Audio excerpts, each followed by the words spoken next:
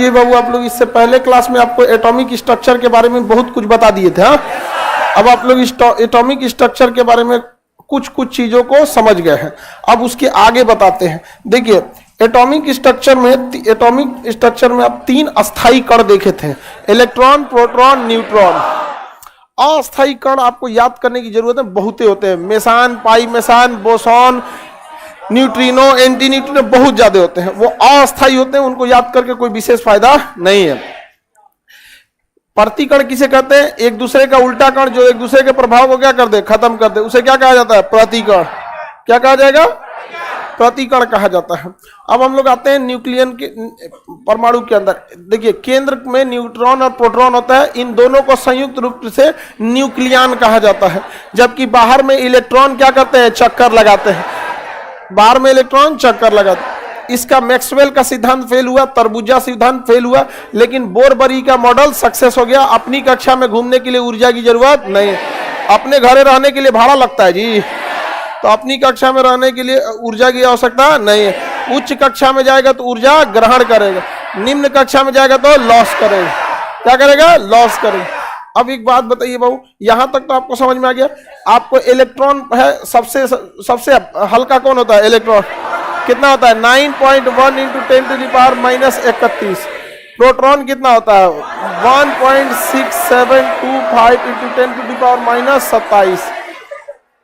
Neutron कितना? 1.6748 × 10⁻27। इसमें सबसे भारी क्या होता है? न्यूट्रॉन। भेदन क्षमता भी न्यूट्रॉन की ज्यादा होती है और भारी भी न्यूट्रॉन ज्यादा होता है। न्यूट्रॉन ही विस्फोट का कारण बनता है, क्योंकि न्यूट्रॉन अगर बहुत ज्यादा रह जाएगा ना तो प्रोटॉन के कंट्रोल से बाहर हो जाता है। परमाणु विस्फोट में सबसे खतरनाक भूमिका किसका होता है? न्यूट्रॉन का होता है। न्यूट्रॉन ही सोच रहा दड़ाम बड़ाम करते हैं सब यहाँ पे। अब देखिए हम लोग इस द्रव्यमान को क्या मान लेते हैं? Atomic mass unit. Atomic mass unit, atomic mass unit AMU होता है। क्या होता है? AMU, atomic mass unit. AMU कितने का होता है? Atomic mass unit 1.66 × 10⁻27। इसे हम लोग क्या मानते हैं? Atomic mass unit. Atomic mass unit 1.66 × 10⁻27। तो हम ये कह सकते हैं कि प्रोटॉन लगभग 1 एटॉमिक मास यूनिट के बराबर है। कह सकते हैं कि नहीं कह? हम न्यूट्रॉन को भी कह सकते हैं 1 एटॉमिक मास यूनिट के बराबर है, लेकिन हम इलेक्ट्रॉन को नहीं कह सकते हैं कि वह 1 एटॉमिक मास यूनिट के बराबर। क्या हम ये इलेक्ट्रॉन के लिए कह सकते हैं? वो एटॉमिक मास यूनिट से भी क्या है? छोटा है। ये लेस देन है AMU, एटॉमिक मास यूनिट। कल हम समझा दिए थे एटॉमिक मास यूनिट के बारे में। एक औसत मान ले लेते हैं, क्योंकि इतना बार बार बोलना बड़ा टफ है। ये इतना 1.672548 × 10⁻27। सीधे AMU बोल के निकलिए। न्यूट्रॉन कितना भार का? 1 AMU। Proton 1 AMU। और 1 AMU से लगभग आधा AMU, आधा नहीं कह सकते, 3 पाव, नहीं समझे? 750 ग्राम। हाँ, 3 पौआ। 1 AMU का कितना? 3 पौआ। 3 पौआ आप लोग समझते हैं? हाँ, 750 ग्राम, 3 पौआ। कुछ चीज आप लोग खरीदते होंगे 3 पौआ। टमाटर खरीदा, हाँ वही सब खरीदते रहिए, आगे बढ़ जाते हैं। यहां तक तो आप समझ में आ गया आप लोग को। आपको एक मटेरियल कुछ दिया गया है एटॉमिक मास यूनिट का? नहीं दिया गया? अरे एटॉमिक स्ट्रक्चर का नहीं मिला है?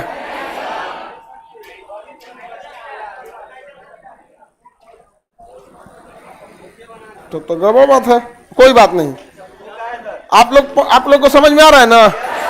तो फिर क्या जरूरत है PDF की? हाँ, लेकिन PDF जरूरी है, ठीक है? कल ही हम आपको देते हैं PDF यहाँ पर। इतना ना क्या कीजिएगा कि वो हो गया जिसका कोई हद नहीं। अब UPPCS के लिए हम लोग को इलाहाबाद जाना है। अब यहाँ से बैठे बैठे इलाहाबाद सेंटर को मैनेज करना बड़ा मुश्किल हो जाता है यहाँ पर, बहुत ज्यादा। लेकिन हर जगह जरूरत है कि नहीं है लड़कों को?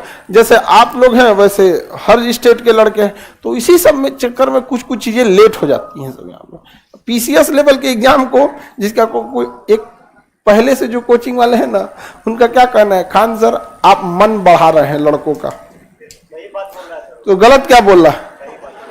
हम किसी का मन नहीं बढ़ा रहे, हम आपको ना, आप जो अपना मुंह जमीन में धसाए हुए उसको पकड़ के निकाल के दिखा रहे हैं कि देख दुनिया ऐसी दिखती है। नहीं समझ रहा? अब उस सब चक्कर में सोच रहा है यहाँ कुछ कुछ चीजें पीडीएफ लेट हो जा रहा है यहाँ पर, और जब तक हम करेक्शन नहीं करते ना हमको संतुष्टि नहीं होता है। जब तक हम खुद ना देख ले अपने आंख से क्या पढ़ाना है क्या नहीं कर रहा है, तब तक हमको वो नहीं लगता है। अभी भी जब हम आपको पढ़ाने बैठते हैं ना तो ये मन में सोच के बैठते हैं कि आप 9th में पढ़ रहे हैं, मतलब आपको पढ़ा रहे हैं हम ग्रेजुएशन लेवल का, लेकिन ये सोचते हैं कि अभी भी छोटे हैं सब, डांट बोल के। आपको एग्जाम्पल हम कभी किताब ही नहीं देते हो, समझ में आया कि नहीं आ गया? तो थोड़ा बहुत इसमें लेट हो जाता है। तो एएमयू का कोई झमेला नहीं ना जी। अब देखो भैया एक चीज अटक गया, क्या चीज? ये ससुरा न्यूट्रॉन तो हो गया एएमयू से मैच कर गया, प्रोटॉन हो गया एएमयू से मैच कर, अब उस ससुरा या तो कहिए एएमयू का 3 पौआ इलेक्ट्रॉन है या इसको किसी और चीज से मैच करा देते हैं, तो ये लगभग हाइड्रोजन से मैच करता है। किससे करता है? हाइड्रोजन। लेकिन हाइड्रोजन भी इससे भारी है, ये हाइड्रोजन से भी क्या है? हल्का। क्यों हाइड्रोजन से हल्का है? क्योंकि हाइड्रोजन के अंदर एगो प्रोटॉन और एगो इलेक्ट्रॉन पाए जाते हैं, यानी ये हाइड्रोजन से भी क्या है? हल्का है। तो इसको हम किससे तुलना कराएं? क्योंकि एटॉमिक स्ट्रक्चर में तुलना बड़ी क्वेश्चन पूछता है, और आप लोग से पक्का पूछेगा ये कि कौन एटॉमिक मास यूनिट के लगभग बराबर है। तो आपको एब्सोल्यूट वैल्यू पता है, एब्सोल्यूट मतलब उसका अपना निरपेक्ष द्रव्यमान 1.6748 इंटू 2 10⁻⁻27, ये उसका निरपेक्ष यानी एब्सोल्यूट मास है। लेकिन अगर दूसरे से तुलना करेंगे सापेक्ष, तो अगर हम एटॉमिक मास यूनिट से हम तुलना करें तो सापेक्ष द्रव्यमान 1 AMU, सापेक्ष द्रव्यमान 1 AMU, इसका सापेक्ष द्रव्यमान 1 AMU, इसका हम लोग हाइड्रोजन से तुलना करते हैं। तो ये हाइड्रोजन के तुलना में 1/1840 होता है। हाइड्रोजन का जितना भार होता है ना, उसमें अगर 1840 से भाग देंगे तो किसके बराबर आएगा? इलेक्ट्रॉन का। सही में खचरा है ससुरा, सब एएमयू पे आ गया, उस चल गया कहां पे? हाइड्रोजन वाले पे। क्या करिएगा, मजबूरी है। याद कर लीजिए पॉलिटेक्निक का पूछा हुआ क्वेश्चन, हम जब मैट्रिक पास किए थे ना, जिस साल मैट्रिक, उसी सब पॉलिटेक्निक का भी दिए थे, तो उसमें यही वाला क्वेश्चन पूछा था। हमको अंदाजिए मार दिए, लग गया 2-4 क्वेश्चन अंदाजिए लग जाता है ना। उस समय समझ में नहीं आता था ये पूछ क्या रहा, और हम लोग ने जीवन में अनजाने में एक बहुत अच्छा स्टेप ले लिया। नहीं 2 स्टेप अनजाने, एगो तो हिंदी अंग्रेजी मीडियम छोड़े, वो मेरे जीवन का सबसे अच्छा डिसीजन था। बाप रे बाप, हम अपने किसी भाई को अंग्रेजी मीडियम में नहीं पढ़ाते हैं। एगो छोटका कहता हम कहते छोड़ दे उसको, तुम छोड़ दे, ये सब चक्कर में मत रही हो, वही पढ़ो जो तुमको समझ में आता है। कम से कम तुम कम में करेगा, समझ में आएगा ना क्या क्यों ये दिस डेट पता नहीं चलता वहां पे उसको। हम सबको छुड़वा दिए, अब पूरा खानदान, जितना सबका अंग्रेजी कमजोर था ना, वो हमको एकदम देखता है सब, लगता है कि हम उसके लिए बहुत खुश होता है सब, एग्जाम्पल देता है सब। उसके बाद एक सबसे अच्छा डिसीजन गलती से हम लोग लिए थे ना, कि हम लोग एकेडमिक पढ़ाई के साथ साथ बहुत ही जल्दी कंपटीशन की दुनिया में उतर गए थे। जब हम लोग क्लास 8 में पढ़ते थे ना, तो क्लास 9th का क्लास पढ़ के साथ में हम लोग ने ये डिसाइड किया था कि अब हम लोग को अपना गांव छोड़ के उत्तराखंड के देहरादून या नैनीताल में एक स्कूल है, सैनिक स्कूल, तो सैनिक स्कूल में जाके पढ़ना है। तो उसके लिए एंट्रेंस एग्जाम देना होता है, तो वो 9th से ले लेता है, 9th मैट्रिक से ले लेता है। तो हम लोग क्लास 8 पढ़े, तो 8 के साथ साथ सैनिक स्कूल की भी तैयारी की। उस समय बाई पोस्ट जाता था फॉर्म, तो हम लोग का फॉर्म खत्म होकर के 2 दिन बाद पहुंचा, इधर तैयारी करके बैठल थे लोग। तो कभी याद रखिएगा शिक्षा व्यर्थ नहीं जाती है। तो 9th में होने के बावजूद, क्योंकि हम लोग 8 में पढ़ते थे और उसी समय एंट्रेंस की तैयारी किए थे, तो अन्य लड़कों की तुलना में थोड़ा सा स्टैंडर्ड उठ गया। अब हम लोग 8 पास हो गए, 9th में सैनिक स्कूल में जाने का सपना टूट गया, क्योंकि फॉर्म पहुंचा लेट से। तब आदमी मन मार के कहा कि अब 9th किया जाए, चुपचाप 9th पढ़ रहे थे। तो 9th में पढ़ने के बाद हम लोग के साथ जो लड़के, देखिए हम लोग लोअर देन मिडिल फैमिली के थे, तो लड़कों से दोस्ती भी लोअर देन मिडिल फैमिली वाले से होती है। तो उनके ऊपर उसी समय से टेंशन था कि यार कमाना है हम लोग को कुछ भी करके। तो उसी में एक हम लोग के साथ का लड़का था, वो कहा कि सबसे आसान तरीका कमाने का है ना, पॉलिटेक्निक कर लेते हैं, मैट्रिके पे होता है धाय से। हम लोग के लगे उतना पैसा नहीं कि इंटर करो फिर 4 साल का बीटेक करो, तो हम लोग को पॉलिटेक्निक क्या है भाड़ में जाए, इतना पता था कि बहुत जल्दी कमा लेंगे लोग भाड़ में जाए तो जरा पॉलिटेक्निक वहां मैट्रिके पे हो जाता है। तो इधर 9th पढ़ रहे थे लोग, लेकिन टारगेट था कि मैट्रिक का एग्जाम मार्च में होगा और पॉलिटेक्निक का एंट्रेंस एग्जाम मई में होगा, तो दोनों का तैयारी साथ साथ। तो जो लड़के नॉर्मल मैट्रिक के थे हम लोग उनसे थोड़ा स्टैंडर्ड में आगे हो गए। अब पॉलिटेक्निक का जब एग्जाम दिए लोग तो ससुरा रैंक में फेंक दिया बहुत दूर। तो 8-10 हजार रैंक पे फेंक दिया था, क्योंकि उस समय हम लोग का ना बोर्ड एग्जाम पहली बार आता है मैट्रिक का, इतना बोझ रहता है ना, कबीर दास का दोहा याद करो, फलाना याद करो, कर जीवन परिचय याद करो। उस समय बड़ा बोझ लगता है, अब छोटा आदमी रहता है क्या समझ में। फिर जब इंटर फर्स्ट ईयर में आए लोग ना, तब कहे कि कोई बात नहीं। हम लोग को तो पॉलिटेक्निक का बीटेक से मतलब नहीं था, मतलब यह था कि अब घर वाला खूब से खूब 1 साल और पढ़ा देगा, और इंटर फर्स्ट ईयर में है जोड़ रहे हैं 1 साल और पढ़ा पाएगा। सब लोग ग्रुप बनाए, कहें कि भाड़ में गई लो इंटर, फिर पॉलिटेक्निक देखते हैं। फिर हम लोग दिए लोग पॉलिटेक्निक, बहुत अच्छा रैंक आया था, 1000 के नीचे सबका रैंक आया था, कोई 300 रैंक पे है, कोई 700 पे है, तो अच्छा कॉलेज मिल जाता है। लेकिन फिर पता चला कि बड़ी पैसा लगता है, उसमें भी 8-10 हजार रुपया लग रहा है एक के बार शुरुआते एडमिशन में। एगो कह रहा है कि हम जाएंगे, एक हम लोग के साथ तो हम बाबूजी से मैम 8,000 रुपया तो कह दिए, भाग घर से भाग यहाँ से। फिर मन मार के आदमी इंटर किया, फिर सोचे लोग IIT करते तो सुतले रह गए हम IIT के दिन। फिर धीरे धीरे NDA देखा गया, तब IIT से खत्म हुआ मोह भंग, तो NCC गए। तो NCC में समझ में आया कि सबसे बेस्ट तो ससुरा NDA है। समझा गया कि नहीं गया NDA, क्योंकि NDA में क्या है कि आपको कोई पैसा वैसा नहीं लगता, एग्जाम क्लियर कीजिए हो गया। तो सब आदमी बोरिया बिस्तर समेट दिया, कहा कि ये बीटेक पॉलिटेक्निक सब भाड़ में गिलो, NDA गए आदमी एग्जाम में, वहां जाने के बाद हटवे ट्रेन निकला, 2-4 ठुका हो गया। अभी भी है सब सब कुछ, हाँ उस सब का कुछ एक मेजर पे है, कोई लेफ्टिनेंट कर्नल है। तो अब तक हम लोग के साथ जितने वैकेंसी जो भी हुआ था सब मतलब मिनिमम मेजर पे है। तो आज क्या है, हम लोग 80 के बनल है हम लोग। तो इससे फायदा क्या हुआ, हम लोग एकेडमिक पढ़ाई के साथ साथ क्लास 8 से ही कंपटीशन की दुनिया में आ चुके थे। समझा गया कि नहीं गया। अब आप अपने बात से बताएं, ये हम लोग गलती से की है। गजब, यही जिंदगी है, आप करना क्या चाहते हैं करेंगे कुछ, अब बन जाएंगे कुछ, ये लाइफ की हकीकत है। तो हम लोग से गलती से ये स्टेप लिया गया था। अब आप बताइए, आप ग्रेजुएशन कर रहे हैं, सिंपल ग्रेजुएशन, आपके गांव वाला भी कर रहा होगा जो गांव में बैठा है, और एक आप लोग हैं, दोनों ग्रेजुएशन कर रहे हैं, लेकिन अपना अंतर और उसका अंतर समझ में आता है कि नहीं। ये बहुत जरूरी होता है, इसलिए जितना जल्दी रख जाइए, आपको कुचाना है इस दुनिया में आके, अब जितना जल्दी कुचा जाइए आपके लिए उतना प्रॉफिट होगा। अब इसके बाद आपको कोई मौका नहीं मिलने वाला है, ये लास्ट गढ़ा है, इसके बाद कोनो गढ़ा नहीं बचेगा। और भी खान सर के यहाँ जब चारों ओर से जब निराशा छा जाती है लड़के के ऊपर ना, जब उसको कंफ्यूजन हो जाता है, न्यूटन के तीनों नियम में इलेक्ट्रॉन प्रोटॉन न्यूट्रॉन तो नहीं था, तब वो आता है यहाँ पे एकदम। बताइए प्रोटॉन की तुलना किससे करेंगे, AMU, न्यूट्रॉन, इलेक्ट्रॉन हाइड्रोजन से करेंगे, 1/840, 1840। हाइड्रोजन के भार में हम किससे भाग देते हैं, 1840, तो किसके बराबर निकल जाता है, इलेक्ट्रॉन के बराबर, इलेक्ट्रॉन के बराबर। तो ये थोड़ा सा ज्यादा ठीक लग रहा है, ऐसा कैसा लगेगा, AMU का 3 पौआ, अच्छा नहीं लगेगा। तो थोड़ा सा ये थोड़ा सभ्य भाषा लग रहा है। अब यहां ध्यान से, परमाणु का जो नाभिक होता है ये छोटा होता है, परमाणु का नाभिक छोटा होता है, और जबकि परमाणु जो होता है वो बड़ा होता है, परमाणु का आकार बड़ा होता है। तो परमाणु की त्रिज्या को जब हम नापते हैं तो एंगस्ट्रॉम में नापते हैं, जबकि नाभिक की त्रिज्या को फर्मी में नापते हैं। किसमें नापते हैं, फर्मी। एक एंगस्ट्रॉम जो होता है 10 के पावर -10 होता है एंगस्ट्रॉम, 10 के पावर -10, यानी 10 के पावर माइनस, और एक फर्मी जो होता है 10 के पावर -15 होता है। तो ये ज्यादा छोटा हो गया। तो नाभिक की त्रिज्या फर्मी, नाभिक की त्रिज्या फर्मी, क्योंकि 10 के पावर -15 होता है, ये तो हम आपको फिजिक्स में पढ़ा दिए। और ये और परमाणु का आकार एंगस्ट्रॉम में नापते हैं, तो परमाणु की त्रिज्या एंगस्ट्रॉम में, नाभिक की त्रिज्या फर्मी में, नाभिक की त्रिज्या फर्मी में नापा जाता है। आगे बढ़ जाए, किसी को कोई दिक्कत नहीं है।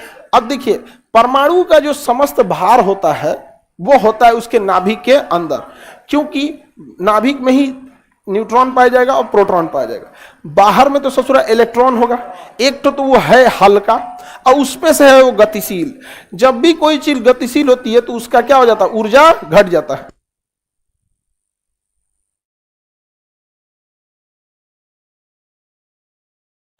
तो बताइए नाभिक का द्रव्यमान कहां पे निर्भर परमाणु का द्रव्यमान किस पे निर्भर करता है, नाभिक पर। किस पे निर्भर करेगा, नाभिक। अब एक होता है एटॉमिक नंबर, एटॉमिक नंबर, और एक होता है एटॉमिक मास, एटॉमिक मास।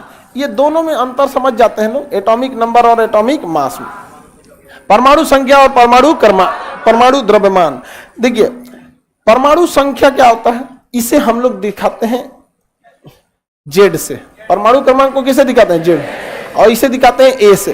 ये कोड है, कुछ भी रख दीजिए, कोड के जगह पे तो कुछ भी रख सकते हैं। अब समझिए क्या होता है परमाणु द्रव्यमान क्या होता है। देखिए एटॉमिक नंबर जो होता है ये एक तरह से आप कहिए इलेक्ट्रॉनों की संख्या बताता है। किसकी संख्या, इलेक्ट्रॉन की संख्या। ये हम आधा सच बता रहे हैं अभी। किसकी संख्या बता रहा है, इलेक्ट्रॉन की संख्या बता रहा है। इसे हमेशा नीचे की ओर लिखा जाता है।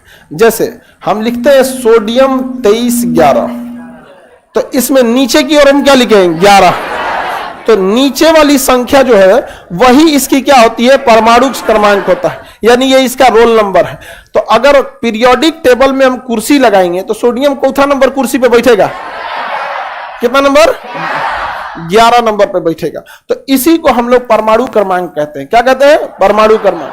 परमाणु क्रमांक इलेक्ट्रॉनों की संख्या के क्या होता है, समान होता है, इलेक्ट्रॉनों की संख्या के समान होता है। अब आते हैं किस पे, एटॉमिक मास पर।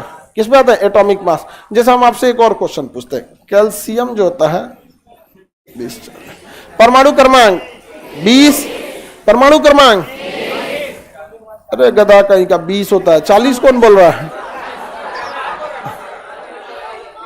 आर्गन 40 18, परमाणु क्रमांक, नीचे की संख्या परमाणु क्रमांक होता है। सीट नंबर जो रोल नंबर लिखता है, यह किसके संख्या के बराबर होती है, इलेक्ट्रॉनों की संख्या के बराबर, इलेक्ट्रॉनों की संख्या के बराबर। जितनी संख्या में इलेक्ट्रॉन होते हैं ना उतनी संख्या में प्रोटॉन होता है। क्या होता है, प्रोटॉन होता है, प्रोटॉन की संख्या। तो हम ये कह सकते हैं कि अगर हम यहां लिखते हैं सोडियम 2311, तो इसमें इलेक्ट्रॉन कितने हैं, 11, प्रोटॉन कितने हैं, 11, हाँ 11। तो इलेक्ट्रॉन परमाणु क्रमांक यानी एटॉमिक नंबर, यह किसके बराबर होता है, इलेक्ट्रॉन के और प्रोटॉन। या तो आप कहिए इलेक्ट्रॉन के बराबर होता है या तो कहिए प्रोटॉन के बराबर होता है। कोई दिक्कत है, तो परमाणु क्रमांक जो होता है इलेक्ट्रॉन या प्रोटॉन की संख्या के बराबर। यहां बात अटक गई। वैज्ञानिकों ने कहा कि किसी एक चीज पे बताइए कि ये प्रोटॉन के बराबर होता है या न्यूट्रॉन के इलेक्ट्रॉन के बराबर होता तो दोनों के बराबर। जितनी संख्या में इलेक्ट्रॉन उतनी ही संख्या में प्रोटॉन। ऐसा क्यों होता है, क्योंकि जितना प्लस चार्ज इलेक्ट्रॉन पर जितना माइनस चार्ज इलेक्ट्रॉन पर उतना ही प्लस चार्ज प्रोटॉन, तभी ना दोनों घूम रहा है। न्यूट्रॉन को तो दुनियादारी से मतलब ही नहीं है, उदासीन है वो, उसको चार्ज से कोई मतलब नहीं है। अब आप बताइए बाबू, अब आपके सामने एक समस्या आ गई। ये नाभिक है, इसमें है प्रोटॉन, इसमें है न्यूट्रॉन। अब बाहर में चक्कर लगा रहा है इलेक्ट्रॉन। आपको पता है कि जितनी संख्या में इलेक्ट्रॉन है उतनी ही संख्या में प्रोटॉन। ये रहना भी जरूरी है, क्योंकि जितना चार्ज इस पे माइनस उतना चार्ज इस पे प्लस, और यही प्लस माइनस मिलकर इसको क्या कर रहा है, नचा रहा है। या तो दिक्कत हो जाएगा यहाँ पे। अब आप बताओ बाबू, अगर इन दोनों में से कह दिया जाए कि नहीं आपको किसी एक को ही मानना है, तो इलेक्ट्रॉन को ज्यादा वरीयता देंगे कि प्रोटॉन को? हाँ, कितने लोग प्रोटॉन को वरीयता देंगे और कितने लोग इलेक्ट्रॉन को वरीयता देंगे? एक तो लड़की इलेक्ट्रॉन को वरीयता दी। देखिए बात बराबर होगा। अगर इसमें 10 गो प्रोटॉन इलेक्ट्रॉन है तो 10 गो प्रोटॉन होगा, तो आप उस पे दीजिए या इस पे दीजिए। लेकिन कभी भी इलेक्ट्रॉन पे भरोसा नहीं है। ये आवारा कण है, हम बताए ना, आवारा कण ससुरा भाग जाता है दूसरे के पास। किसके पास? दूसरे के पास। इसका लक्षण लड़का से मैच करता है कि नहीं? अरे कचरा सही अरे हम ही कहां कर रहे हैं कि सीधा टेढ़ा, यहां सीधा टेढ़ा की बात नहीं है, यहाँ खचरा के लक्षण की बात है। समझा क्या? लड़की लोग तुम लोग कितनों ही सिफारिश करे सब नहीं मानना है। लड़का इज इक्वल टू इलेक्ट्रॉन, ये गंगा में उतर के बोले सब तो मत मानना। भड़का कौन चीरे है गधा कहीं का तुम। खाली अच्छा बात सुनेगा तुम लोग। ये गंगा जी में उतर के बोलेगा सब कि हम प्रोटॉन है तो मत मानना लोग इसका बात। क्या ये इलेक्ट्रॉन है? जो बढ़िया से समझाए उसको समझिएगा ये और खतरनाक वाला इलेक्ट्रॉन है। समझा गया कि नहीं गया? बढ़िया से बताए ना तो समझिएगा ये तो और खतरनाक है, इसको हाईली एक्सपीरियंस्ड। तो देखिए ध्यान से, तुम टकला इधर देखो, तुम भले इलेक्ट्रॉन हो लेकिन तुमसे रिएक्शन करने के लिए कोई तैयार नहीं। किसका दिन खराब है? चलिए अले इधर देखो ध्यान से। तो परमाणु क्रमांक हम इसका देखिए, ये जो हम लिए हैं सोडियम, तो सोडियम में इलेक्ट्रॉन कितना है? 11, प्रोटॉन कितना है? 11। लेकिन जब भी हम ये कहेंगे कि इसका परमाणु क्रमांक कितना है तो कितना है? 11। लेकिन यह परमाणु क्रमांक किस पर आधारित होता है? प्रोटॉन। कभी भी परमाणु क्रमांक को हम इलेक्ट्रॉन पर डिपेंड नहीं करते। इसलिए नहीं करते हैं कि ससुरा कभी भाग जाता है और कभी कौन औरों को लेके चल आता है। इसलिए किसी चीज का रोल नंबर चेंज नहीं होना चाहिए। रोल नंबर वो चेंज हो जाएगा तो गड़बड़ा जाएगा। तो बताइए, परमाणु क्रमांक जो जेड होता है, परमाणु क्रमांक यानी जेड, वो इलेक्ट्रॉन की संख्या पर आधारित होता है या प्रोटॉन की? किसकी संख्या पे? प्रोटॉन की संख्या पर आधारित होता है। तो हम इसको ये काट दें तो इलेक्ट्रॉनिक परमाणु क्रमांक प्रोटॉनों की संख्या पर होता है। अब आगे बढ़ते हैं, ध्यान से समझिए। सोडियम 23, 11, समझ में आ गया? अब इसमें बताइए प्रोटॉन कितना है? Proton, electron 11। अभी चक्कर पकड़ नहीं किया है, लेकिन इस पे कभी भरोसा नहीं करना है, कब वो भाग जाएगा यहाँ पे ससुरा, खचरा होता है पूरा। अब एक बात बताइए, ये परमाणु है, इसमें बीच में न्यूट्रॉन है, प्रोटॉन है, और ये इलेक्ट्रॉन क्या करते हैं? बाहर चक्कर लगाते हैं। बाहर कौन चक्कर लगा रहा है? इलेक्ट्रॉन बाहर में चक्कर लगा रहा है, ये चक्कर लगा रहा है।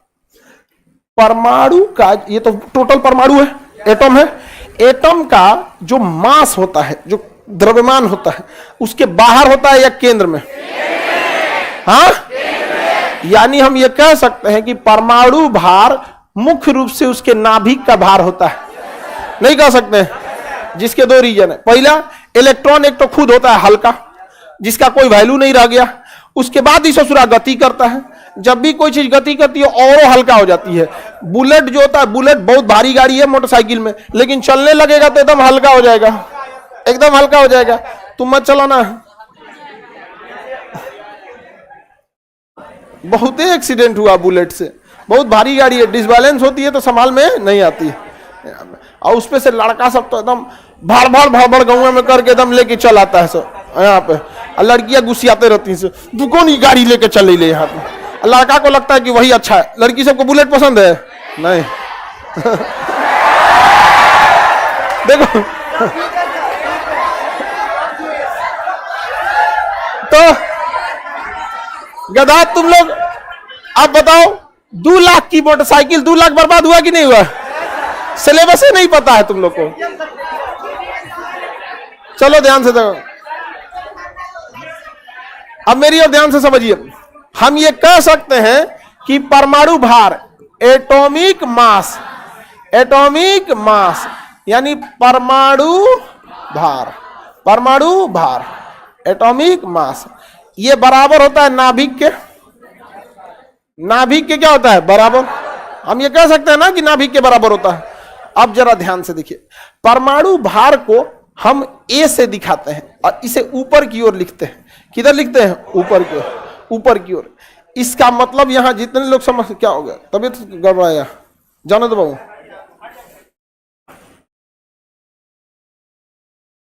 देखो बाबू ध्यान से, हम ये कह सकते हैं परमाणु भार को किससे दिखाते हैं? ए से। और कहां रखते हैं? ऊपर के। यानी परमाणु भार में हम ये कह सकते हैं कि न्यूट्रॉनों की संख्या और प्रोटॉनों की संख्या जोड़ देते हैं तो वही क्या हो जाता है? परमाणु भार। और इसे कहां लिखते हैं? ऊपर। यहां जितने लोग समझ जाएंगे वो उसको देखते हैं कितने समझ जाते हैं। यह इसका परमाणु भार कितना है? हाँ 23। परमाणु भार 23 है। अब परमाणु क्रमांक, परमाणु क्रमांक, तो परमाणु क्रमांक को जेड से लिखते हैं। परमाणु क्रमांक 11। परमाणु क्रमांक 11। 10 कौन सी बोलता है गधा कहीं का? परमाणु क्रमांक उसे जेड से दिखाते हैं ना, जेड बराबर 11। तो प्रोटॉनों की संख्या 11। प्रोटॉनों की संख्या, इलेक्ट्रॉन, अरे जितना क्रमांक उतने प्रोटॉन उतने इलेक्ट्रॉन। इतना नहीं समझ में आ रहा है तो अब बताइए, परमाणु भार ए 23। परमाणु भार ए 23।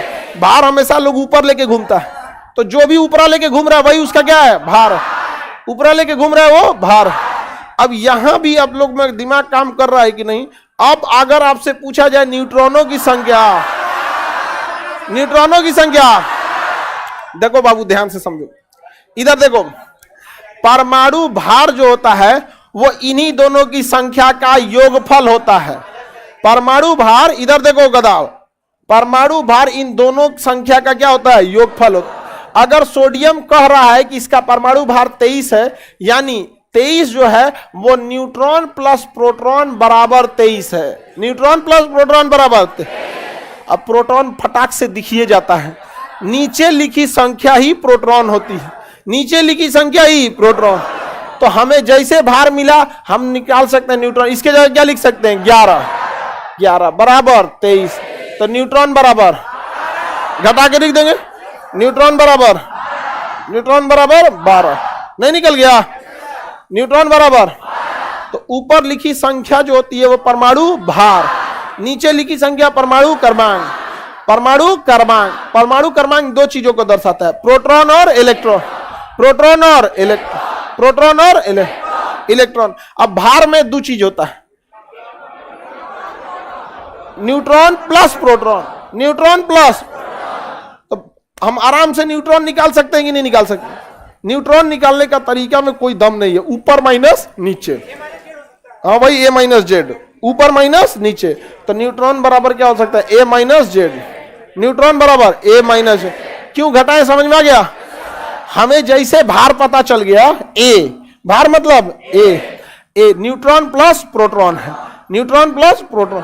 अब अगर इसमें से नीचे वाली संख्या यानी प्रोटॉन की संख्या घटा देंगे तो केवल क्या बचेगा? न्यूट्रॉन। नहीं बच जाएगा? ये दोनों में न्यूट्रॉन प्लस प्रोटॉन है, न्यूट्रॉन प्लस प्रोटॉन मिला के हुआ है 23। तो अगर प्रोटॉन निकाल दे तो बचेगा इसमें न्यूट्रॉन, बचेगा न्यूट्रॉन। निकाल सकते हैं कि नहीं? ऊपर में से नीचे घटाएंगे तो क्या मिलेगा? न्यूट्रॉन। ऊपर में से घटाएंगे नीचे न्यूट्रॉन, और नीचे क्या लिखा रहता है? प्रोटॉन, उतने ही संख्या में इलेक्ट्रॉन। तो किसी चीज का शक्ल देख के सब बता सकते हैं? बता देंगे?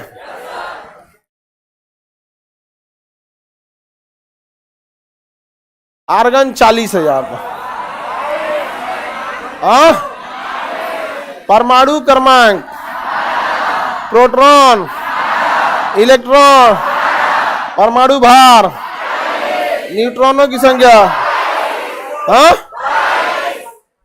नहीं तो समझ में आया? वो लोग ईमानदारी से हाथ उठाइए जो इन पांचों को नहीं निकाल सकते। ईमानदारी से कोई नहीं निकाल सकते। अभी भी इसमें है सब, बहुत लड़का है सब इसमें, नहीं निकाल सकता है सब। देखो ये परमाणु क्रमांक है। क्या है? क्रमांक कहां लिखा आता है? क्या लिखा है नीचे? 18 लिख दिए। परमाणु क्रमांक जितना होता है उतने ही संख्या में प्रोटॉन होते हैं। क्या होते हैं? प्रोटॉन। प्रोटॉन की संख्या 18, प्रोटॉन 18 हो गया। जितना प्रोटॉन होता है उतना ही इलेक्ट्रॉन होता है। ये क्या हो गया? 18 निकल गया। ऊपर लिखी संख्या परमाणु भार होती है, भार को हम ए से दिखाते हैं। तो परमाणु भार कितना है? 40। परमाणु भार 40। यह भार जो बनता है प्रोटॉन की संख्या प्लस इलेक्ट्रॉन की संख्या से बनता है। न्यूट्रॉन की संख्या से। इसमें से इसको घटाएंगे तो क्या निकलेगा? न्यूट्रॉन। क्या निकलेगा? न्यूट्रॉन। तो 40 में से 18 गया, 40 में से 18 गया, बाय निकल गया, ही नहीं निकल गया। तो किसी भी चीज को लेके आप सारा डिटेल निकाल सकते हैं। हाँ,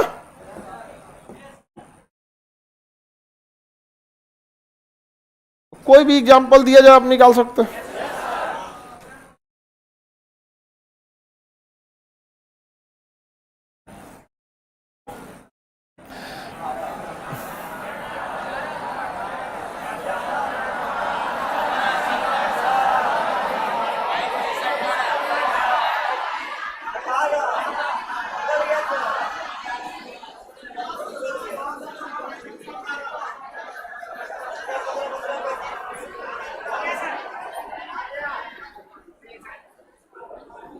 कितना आया?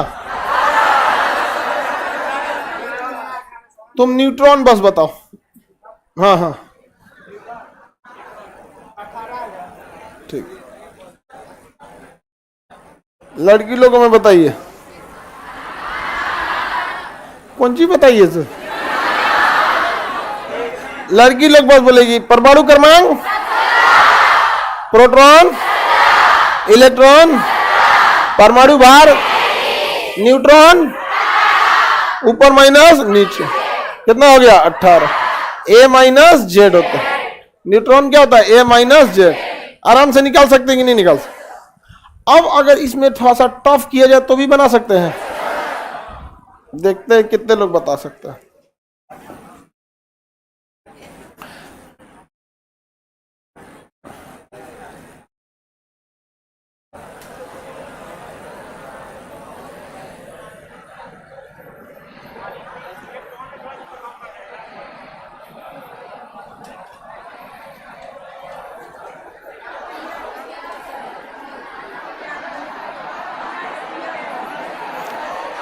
तुम दोनों लोग किस क्लास में हो?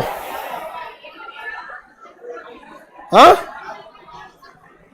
12th तक आई। तुम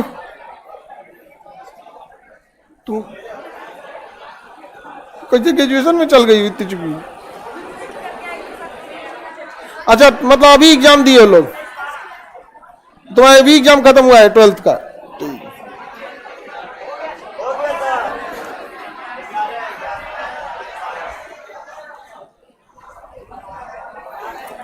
बन गया?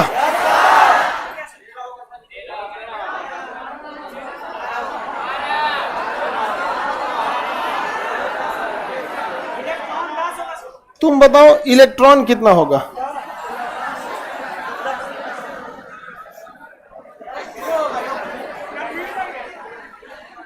नहीं बना? चलिए, जिनसे नहीं बना कोई टेंशन लेने की जरूरत नहीं है।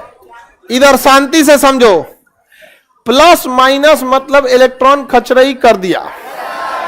प्लस माइनस का मतलब इलेक्ट्रॉन को कहीं ना कहीं चल गया या किसी ना किसी को लाया है। यानी ये प्लस माइनस केवल इलेक्ट्रॉन पर इफेक्ट डालेगा और किसी चीज पे नहीं। बताइए बाबू, परमाणु क्रमांक 11, प्रोटॉन की संख्या क्या? ये कभी चेंज नहीं होगा। इलेक्ट्रॉन किया खचरई, इलेक्ट्रॉन किया है खचरई। था कितना? 11। एगो दान दे दिया। प्लस मने दान दे दिया, माइनस मने लेके आया। प्लस माइनस मतलब दान दिया, माइनस मतलब ला। था कितना? 11। दान दिया एगो, बचा कितना? 10। बचा 10। अब समझ में आया कि परमाणु क्रमांक जो होता है यह एक फिक्स संख्या है। क्रमांक जो है, क्रमांक, इसे क्यों नहीं इलेक्ट्रॉन के भरोसे छोड़ा जाता है? ये सचुरा बदल जाता है। समझ में आ गया कि नहीं? इलेक्ट्रॉन पे कभी भरोसा नहीं। जो इलेक्ट्रॉन पे भरोसा किया उसका बॉन्ड कभी मजबूत नहीं बन सकता, क्योंकि इससे जो यही है जो खचरई करता है। क्या हो गया? अच्छा, पीछे कोई लड़का बेहोश हो गया। अरे कोई बात नहीं, बाकी लोग बैठ जाओ, बाकी गधो बैठ जाओ, उसको हवा तो कम से कम आने दो, घेर के खड़ा हो जाता है। पटना में अगर सड़क पे कहीं अगर मान के चलो चूहा कचरा के मर गया ना, तो एक बस देखना चाहिए, बस एक आदमी। और ये दुगो और देखे, अरे 5 मिनट के अंदर अंदर वहां पे 50 को भीड़ लग जाएगा। गर्मी का दिन है, उसको हल्का सा सफोकेशन हो गया होगा, ठीक हो जाएगा। सही हो गया? नहीं सही हुआ? हो गया? बस बढ़िया, फर्स्ट क्लास। उसको 2-4 बार उसको लड़का इतना ना जोड़ देता है सबको, कहा हो गया अरे भाई यहाँ पे।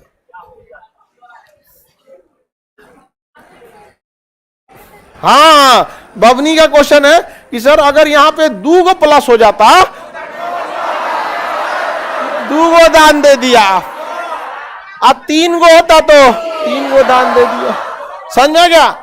तो लड़का केवल खचरा नहीं होता है, दानी भी होता है। अरे नहीं, सुबह सुबह पाप करना है लड़कों की बुराई करके, हे भगवान क्षमा करे हमें।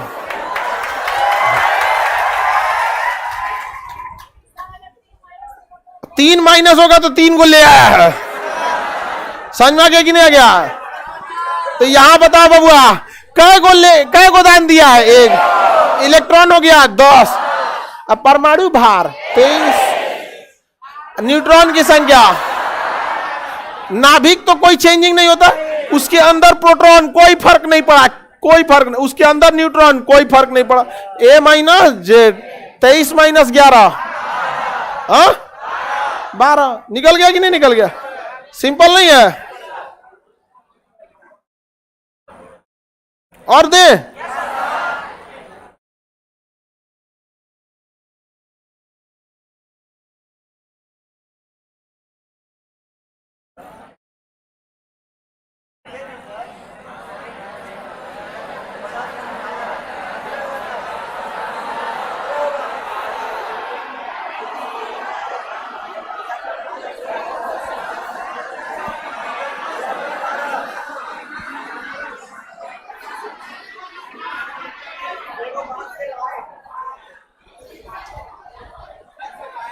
प्लस माइनस का केवल इफेक्ट इलेक्ट्रॉनों की संख्या पे पड़ेगा, बाकी किसी पे नहीं।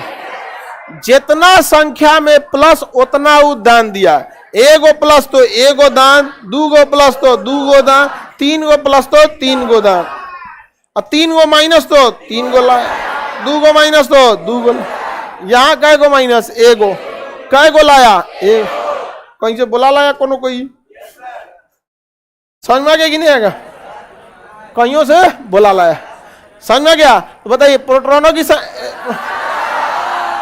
बाबू, नीचे की संख्या परमाणु क्रमांक, और ये होती है प्रोटॉनों की संख्या के बराबर। हो गया? इलेक्ट्रॉन कितना? 17, लेकिन ले आया है, क्या किया है? ले आया, तो प्लस 1 कितना हो गया? 18 हो गया, 35, 18। बाकी चीजें तो चेंज नहीं।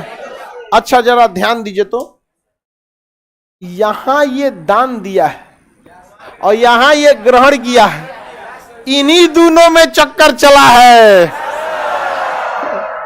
पकड़ा गया सब कि नहीं पकड़ा गया? तो ये सब बात देर तक थोड़े छुपता है, तुरंत पकड़ा जाता है। इसी को कहते हैं NaCl, नमक। क्या हो गया? नमक। तो ज्यादा देर नहीं छुपता नहीं है, जहां आदान प्रदान होगा तुरंत हल्ला हो जाएगा।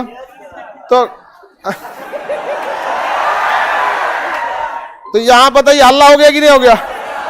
सोडियम किससे के साथ? क्लोरीन के साथ। सोडियम का चक्कर समझ में आ गया कि नहीं आ गया? अच्छा, दान देने की प्रवृत्ति सोडियम में है और ग्रहण करने की प्रवृत्ति क्लोरीन में। जो दान देता है उसे धातु कहते हैं, जो ले लेता है उसे अधातु कहते हैं। तो सोडियम धातु, वो अधातु। अरे बहुत चीज पता चल जाता है, इसमें कोई दिक्कत नहीं ना है, आराम से निकाल लेंगे। अब हम आपसे पूछते हैं, देखिए फटाफट, केवल इलेक्ट्रॉने में कुछ झमेला है, तो सीधे सीधे इलेक्ट्रॉने ना पूछ दें। बाकी A माइनस जेड नीचे जो लिख दिया वही प्रोटॉन है, वही परमाणु क्रमांक है। ऊपर देख लीजिए, चक्कर पकड़ तो नहीं किया तो वही इलेक्ट्रॉन है। एक बार ऊपर देख लीजिएगा, अगर चक्कर पकड़ नहीं किया तो वही क्या है? इलेक्ट्रॉन है। जैसे अगर हम ये लिख देते हैं सोडियम 11, परमाणु क्रमांक 11, प्रोटॉन 11, चक्कर पकड़ तो नहीं किया, तो इलेक्ट्रॉन भी 11। नहीं समझ आया? जैसे हम लिखते हैं अल्युमिनियम 13, परमाणु क्रमांक प्रोटॉन 13, चक्कर पकड़ किया है इलेक्ट्रॉन, लेकिन ले ससुरा तो नहीं दे दिया दान। हाँ तो बताइए, इलेक्ट्रॉन 13 माइनस 3 क्या कर दिया 10, क्या कर दिया 10। अब जैसे हम ऑक्सीजन 8, परमाणु क्रमांक 8, प्रोटॉन 8, इलेक्ट्रॉन 8, अभी तक तो चक्कर पकड़ नहीं है। अब इलेक्ट्रॉन की संख्या 8 + 2 बराबर 10, 10 हो गया। चक्कर पकड़ जहां हुआ तो केवल और केवल क्या बदलता है, केवल और केवल इलेक्ट्रॉन। कभी कभी ये चक्कर पकड़ करके एक के जैसा दिखने लगता है, इसमें भी इलेक्ट्रॉन 10, इसमें भी इलेक्ट्रॉन 10, लेकिन प्रकृति ने इनमें 10 नहीं बनाया था। इसमें इलेक्ट्रॉन दिया था 13 और इसमें दिया था 8। इस ससुरा खचरई करके ना इधर उधर कर लिया है। तो जब कभी खचरई करके इलेक्ट्रॉन बराबर हो जाए तो उसे सम इलेक्ट्रॉनिक कहते हैं। क्या कहते हैं, सम इलेक्ट्रॉनिक।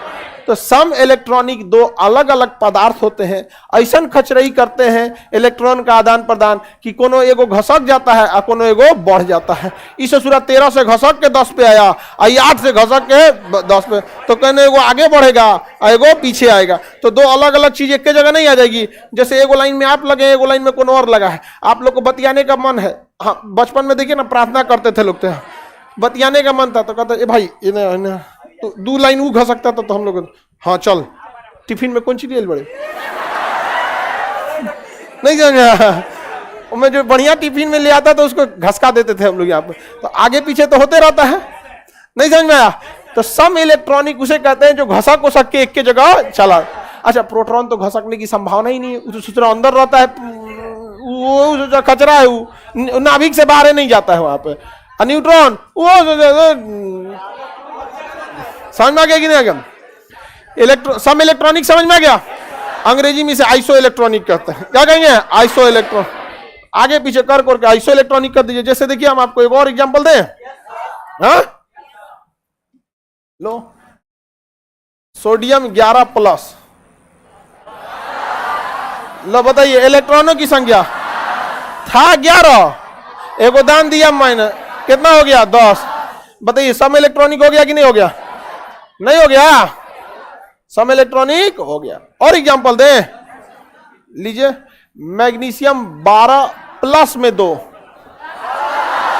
हाँ इलेक्ट्रॉन था कितना 12, दान दे दिया 2 को, कितना हो गया 10 हो गया। तो ऐसे ही एग्जांपल में दे देगा, क्वेश्चन देगा magnesium +2, sodium +1, aluminium +3, oxygen -2। High संख्या नहीं लिखेगा, याद करना पड़ेगा धीरे धीरे। पीरियोडिक टेबल कह देगा ये आपस में कौन से रिलेशन में है, सम इलेक्ट्रॉनिक। कौन सा रिलेशन बना लेंगे लोग। परमाणु संरचना को एकदम बढ़िया से पढ़ लेना, एकदम समझेंगे ना परमाणु संरचना को तो कभी याद करने का झमेला नहीं तो याद करके तो कभी केमिस्ट्री नहीं हो सकता। कुछ सब्जेक्ट आप कर सकते हैं, लेकिन इतना याद रखिएगा कि केमिस्ट्री किसी की याद कोई नहीं कर सकता है। इतना किसी में चीज नहीं है, अब समझने का चीज याद कबो ना होगा। यहाँ पर हमारा बुढ़ौती आ गया, याद ना हुआ। आगे बढ़ दे, चलिए आगे का क्लास कल समझेंगे, ठीक है।